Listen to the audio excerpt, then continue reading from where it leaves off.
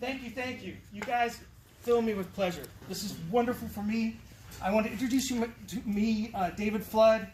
I've done the Animators Roundtable on and off for the last 14 years since it's been around. I don't think you know me, but I'm going to tell you who I am. Howdy. Welcome to my planet. I was born on planet Nashville, Tennessee. This is my daddy. He did the Grand Ole Opry. His name is Dick Flood. Look him up. He's doing music for television and movies. His latest movie is The Mule. Check it out. I followed in his footsteps. I was a rock and roll drummer. The Obsessed. Check them out. They're playing right now. But I did not stay with them. I decided to pursue my career in art. And I went to Parsons School of Design in New York City. And while I was in New York City, I got my first job out of college with the Pee Wee's Playhouse. And I did some fun models. Stop motion was my joy. And these are some of the toys I got to work on. And then I jumped ship. I went to SGI, and I learned what it was like to design for the biggest networks for a small design shop called Scott Miller & Associates. And I found another joy. I could get out of New York City. And I started my own company called Boing Boing Design. Does anyone remember Boing Boing Design? I do. There's way behind. That sounds very familiar. Boing Boing Design was a design shop that my partner, my wife, and I started on the idea that we were going to create things, concepts, and sell design. And that's what we did.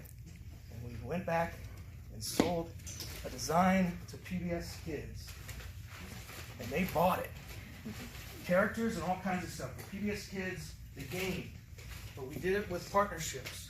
We created great partnerships with a group out of Boston called Big Blue Dot. We had fun. But then, IMG came running, or came calling, I should say. I came running to a call. And now, I like to tell stories with all my peeps here. And we talk about all kinds of things that we do to improve people's lives. And this is one of them that help children medically, pain. We talk about health and human services. We talk about brands. And we talk about advocacy. And I'm here tonight to talk about animation and a roundtable. Woo! Woo! Let's get this thing started. And I'm going to be presenting for the next several months. So, get to know me. And don't be afraid. I mean, I'll be sending things out to you. We've got a great show tonight. This is kind of like a sketch thing. I'll be throwing things out at you. I'm not really a good joke teller, but I'll do my best. So one of the things that I want to tell you is that the sponsors tonight are obviously Women in Film. And they do have events, as you can tell, throughout their thing here. They got one coming up, the job fair in April. Is everyone aware of that and everything? But they have hands. See? It's an app. It's a great app to actually have a community of people like this to talk and share great information about events and tools and all that kind of stuff. It's an opportunity for that kind of thing. I can throw that thing out. We have a huge list of people and animation people. But tonight, there's a special thing that I want to actually introduce. Last year, actually I forgot to bring it to, we had a lot of loss. I found out actually over the Academy Awards, one of my opportunities to work for him didn't actually go through, but Will Benford died. I didn't know about that. Oh, I didn't know. Everyone remember the Raisins, Sure. and Lloyd, and all that kind of stuff? Yeah. We also lost another person dear to us too, Bear Baker. I don't know if anyone remembers Bear Baker, but he was a true gifted editor. But tonight we're going to open up an opportunity to entice this person that we have a family here to actually look at his work. We're all going to look at his work, but we're going to take a spotlight approach here to this wonderful man named Brian Judy. Now Brian was a dear friend of mine. He helped me do lots of work for the company here on the games and stuff like that. He was a game designer and animator, and he he was just incredible artist, incredible designer. And again, show of hands. Anyone remember Brian or know him? Yeah.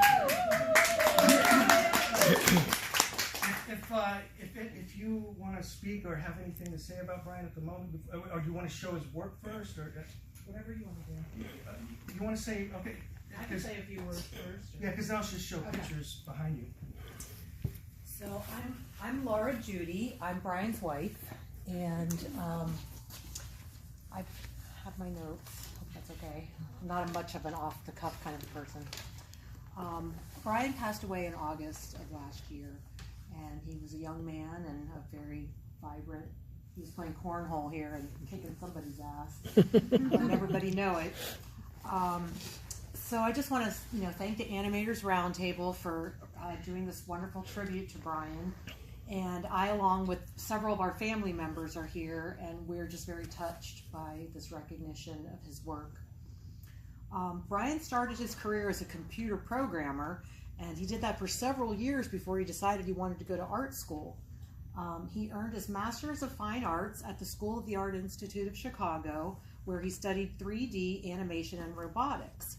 His major was called Art and Technology, and that really kind of sums Brian up. He had both sides of the brain kind of going on, with the art side and the technology side. He also had a third component to his work where he wanted to make his art and his projects meaningful to his audience.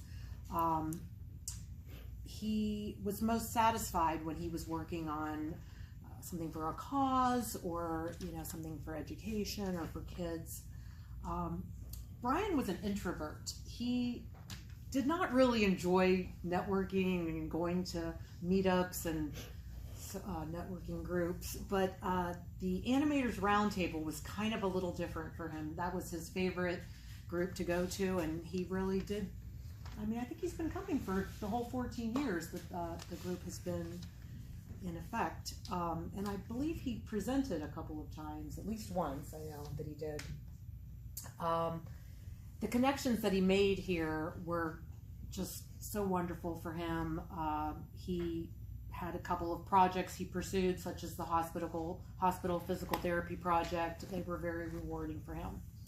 His final job was working on a research project at Penn State. It was a game for middle schoolers who have autism spectrum disorder, and to help them with facial cues and eye contact. He was in his element. He loved games. He loved, interaction. And he also had a team of student workers and interns. And his students really appreciated what he did for them. One of them actually contacted me shortly after he passed, saying that he didn't know what he was going to do with his life. He didn't know anything about games. He didn't know anything about animation, and Brian taught him everything. And then this young man was able to secure a full-time job after he graduated from college, and basically because Brian helped train him and gave a wonderful recommendation for him. So it's really my hope that, it's kind of a miracle that I'm up here and just not sobbing and falling down, but it's really my hope that everyone who knew him or knew his work, or maybe will learn about it tonight, will just take those memories and the stories and his art and talk about what he did and the difference that he made, and kind of pay it forward. It would be a wonderful testament to what Brian really stood for. Thank you. Thank you very much. Awesome.